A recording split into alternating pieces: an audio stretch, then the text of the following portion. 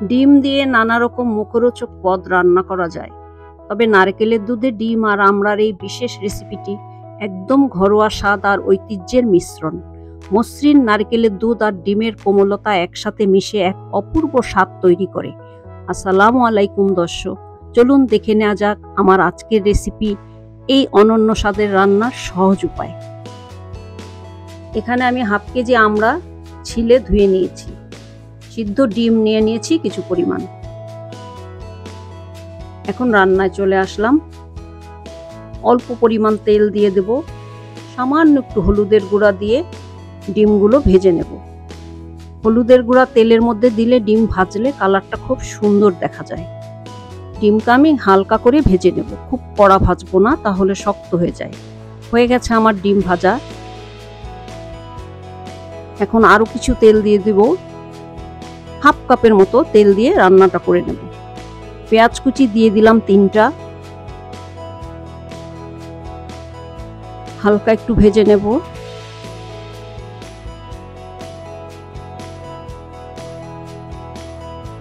একটা তেজপাতা, 1 টুকরা দারচিনি, 2টো এলাচ দিয়ে দিলাম। একটা পেঁয়াজ বেটে নিয়েছিলাম, এটাও দিয়ে দিলাম, হালকা একটু ভেজে নেব।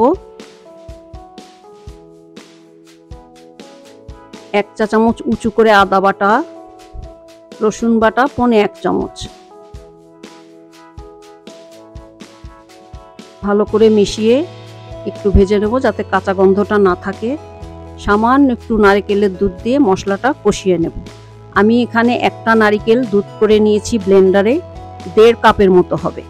আমি এই দুধটা দিয়ে রান্নাটা করে নেব, এতে পানি ব্যবহার করব না। হাফ চা চামচ হলুদের গুঁড়া, 1 চা চামচ লাল মরিচের গুঁড়া, ভালো করে মিশিয়ে আবার নাড়া দিয়ে নেব।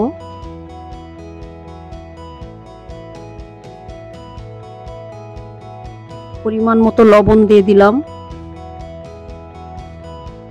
এখন আমড়াগুলো দিয়ে দেব।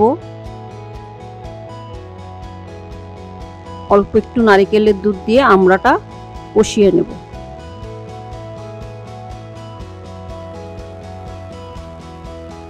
ঢাকনা দিয়ে ঢেকে দেব 5 মিনিটের জন্য। 5 মিনিট পর ফিরে আসলাম। এখন আলগা রেখে আরেকটু কষিয়ে নেব।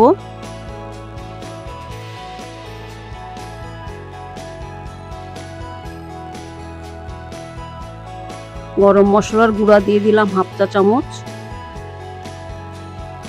1 চা চামচ চিনি দিয়ে দিলাম। টক মিষ্টি হবে রান্নাটা। এখন আমি পুরা নারকেলের দুধটাই দিয়ে দেব।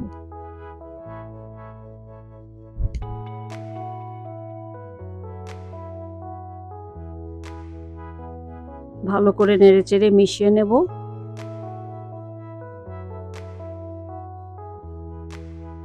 বলক আসলে ঢাকনা দিয়ে ঢেকে দেব 15 মিনিটের জন্য।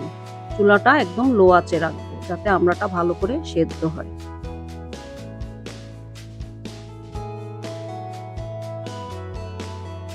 ফিরে আসলাম 15 মিনিট পর। ঝোল বেশ কিছুটা গাঢ় হয়ে এসেছে।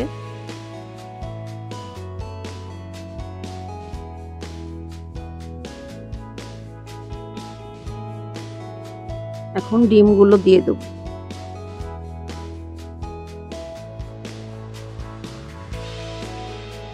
কাঁচামরিচ দিয়ে দিলাম 3টা ভেঙে আধা ভাঙা করে, 1 চা চামচ জিরা,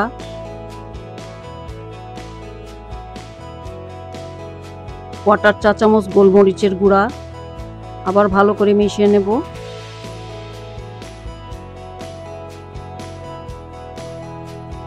রান্নাটা আমার হয়ে গেছে। তেলটা উপরে ভেসে ওঠার জন্য আমি ঢাকনা দিয়ে ঢেকে একদম লো আঁচে 2 মিনিটের জন্য রেখে তারপর চুলাটা অফ করে দেব। ব্যাস হয়ে গেল আমার ডিম আমড়া দুধের মিশ্রণে ঘ্রাণে ভরা এক অসাধারণ পদ। হালকা টক মিষ্টি আর মশলার মিশ্রণে এই রেসিপিটা খুবই মজাদার হয়। একবার রান্না করে খেয়ে দেখবেন।